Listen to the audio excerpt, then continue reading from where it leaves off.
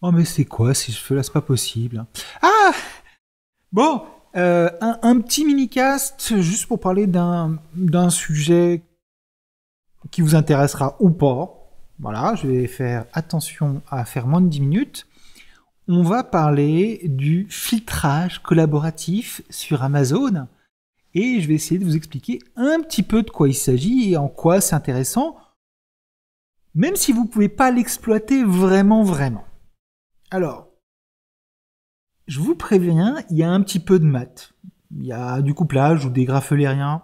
Je sais pas trop parce que j'ai jamais été jusqu'à ce niveau de maths là. Donc je sors des mots que je comprends pas. Mais bon, voilà.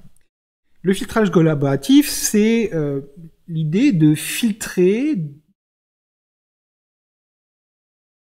un choix de livres, enfin le catalogue de livres, pour permettre aux gens qui sont sur Amazon de trouver les livres qui vont les intéresser. Prenons un exemple dans la boutique Kindle, complètement au hasard, quelqu'un que je connais pas, Laure Manel. Je sais pas de qui il s'agit. Voilà. Vous avez ici une forme de filtrage collaboratif qui s'appelle les aussi achetés. Je vais appeler ça les aussi achetés. Les également achetés. Alors, voilà.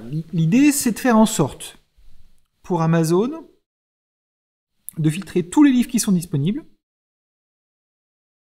au travers des profils des utilisateurs. Comment ils font ça? Ils regardent ce que tous les gens qui, par exemple, ont acheté Tout peut arriver ou presque, ont acheté. Et ils essaient de repérer avec des algorithmes qui sont très compliqués, qui tournent pendant des heures sur les bases de données et pas complètement en phase avec le temps réel. Ils essaient de déterminer des associations entre personnes. Et ensuite, ils regardent ce que ces personnes ont acheté pour faire des recommandations et pour recommander à quelqu'un qui a acheté qui regarde Tout peut arriver ou presque, d'autres livres que les personnes qui ont acheté Tout peut arriver ou presque ont acheté. C'est pour ça que vous aurez non seulement Un anniversaire au poil, mais aussi Mon voisin invisible, Amour, bonheur et je sais pas quoi, La mélancolie du kangourou, etc. Comme je vous le disais, ce truc-là, ça réclame beaucoup de puissance ordinateur, ça doit tourner pendant très longtemps, et ce n'est pas en temps réel. Donc en fait, si vous allez sur la boutique Amazon et que vous regardez justement les également achetés, vous allez voir que ce seront d'un jour sur l'autre à peu près toujours les mêmes, sauf si tout à coup, il y a une mise à jour qui est faite.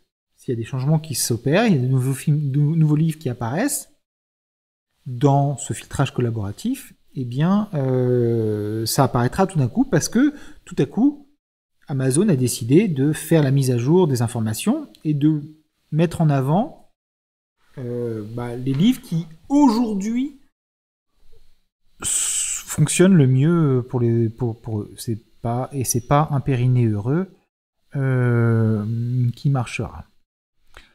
Voilà, donc le filtrage collaboratif, c'est ça, et c'est ce qui va permettre à Amazon de faire comme ça de la recommandation de manière permanente aux utilisateurs.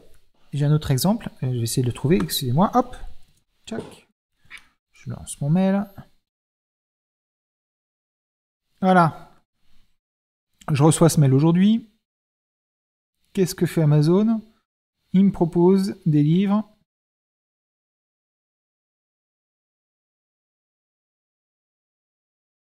Ah, c'est les versions papier. Ils me proposent des livres qu'ils ont sortis comme ça de leur chapeau. Comment est-ce qu'ils ont fait pour sortir ces livres de leur chapeau? En fait, ils ont regardé les livres que j'avais déjà achetés et ils m'en ont proposé d'autres. C'est comme ça que vous avez des recommandations. Ce ne sont pas des recommandations qui sont forcément issues de promotion ou de merchandising des éditeurs ou d'autres personnes, ou des auteurs. Ça peut être simplement les algorithmes d'Amazon qui trouvent ces livres et qui considèrent que ces livres vont intéresser d'autres personnes par filtrage collaboratif, parce que ce sont des livres qui montent, qui se vendent de mieux en mieux, etc. etc. Voilà comment ça fonctionne, très grossièrement. C'est un des principaux avantages d'Amazon par rapport aux autres boutiques, c'est qu'ils sont vraiment capables de proposer et d'avoir comme ça un ciblage assez fin des livres et des lecteurs. Alors évidemment, si vous êtes quelqu'un qui lit un peu tout et n'importe quoi comme moi, ça ne marchera pas forcément. Mais si vous êtes quelqu'un qui aime vraiment, qui rentre très bien dans un profil, eh ben ils vont vous repérer de manière anonyme avec les algorithmes et ils vont pouvoir vous proposer en tant que lecteur des livres. En tant qu'auteur, comment ça nous intéresse ?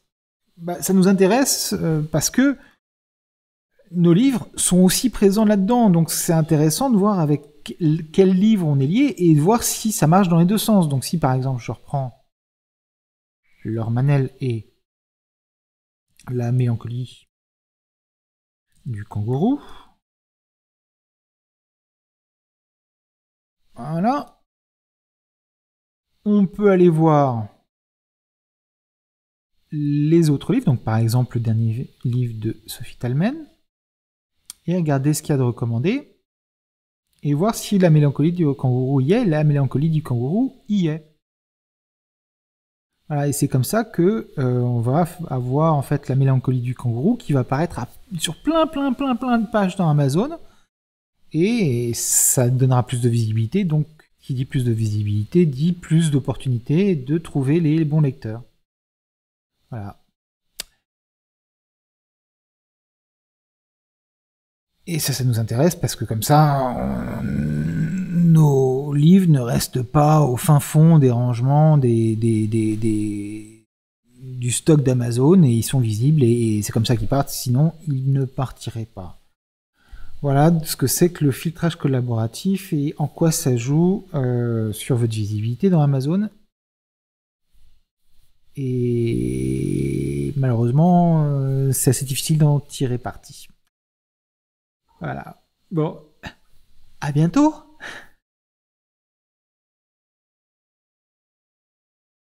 Pourquoi je vois pas. C'est un peu nul comme truc, mais bon, c'est pas grave. Hop, arrêtez d'enregistrer.